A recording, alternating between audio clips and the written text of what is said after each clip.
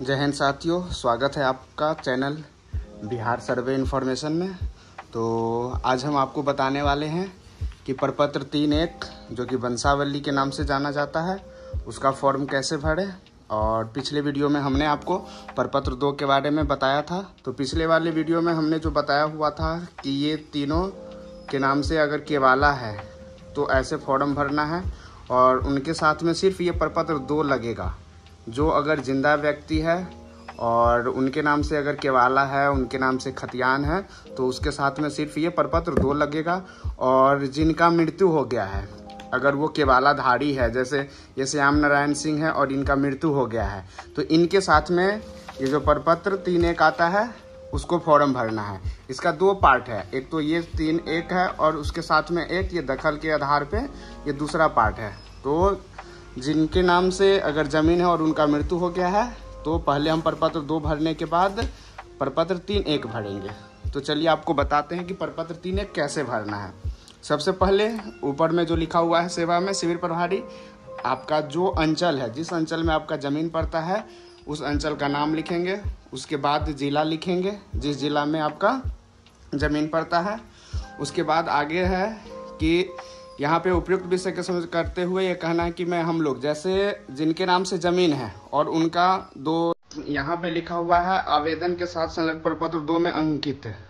जो आपका जमाबंदी कायम है, जो पहले से जमाबंदी चल रहा है, उसके बारे में यहाँ पे जिक्र करना है किनके नाम से है, जिसको रजिस्टर्ड 2 बोलते हैं, यहाँ पे लिखना है। तो अगर मान के चलिए ये तीनों बेटा के नाम से ज़मीन है, तब तो तीनों बेटा का अगर वो जिंदा यानी ज़मीन है आपका तो खतियान में टिक कर दे। अगर आपका केवाला ज़मीन है तो वो केवाला लिख देंगे।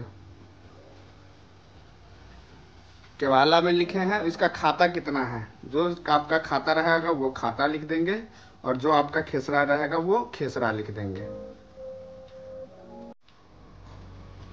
टोटल रकबा यहाँ लिख देना है जो आप प्रपत्र 2 में भर के टोटल किए थे।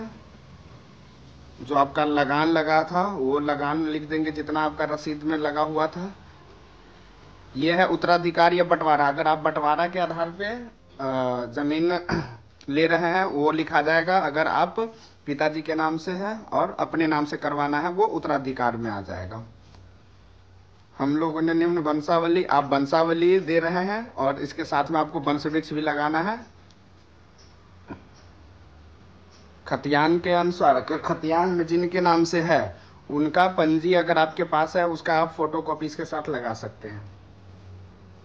वंश वृक्ष आपको बनाना है, जो कि हम अगले वीडियो में आपको बताएंगे कि वंश वृक्ष कैसे बनाना है। फिर उसके बाद आपका यहाँ पे साइन हो जाएगा। तीनों भाई में जो बड़े भाई है उनका यहाँ साइन हो जाएगा। ये हो गया आपका पहला पेज का। अब इसी में दूसरा पार्ट आता है जो कि ये है दूसरा पार्ट। इसमें आपका कुछ नहीं करना है, जो आप उधर भरे हैं उसी का कॉपी कर देना है।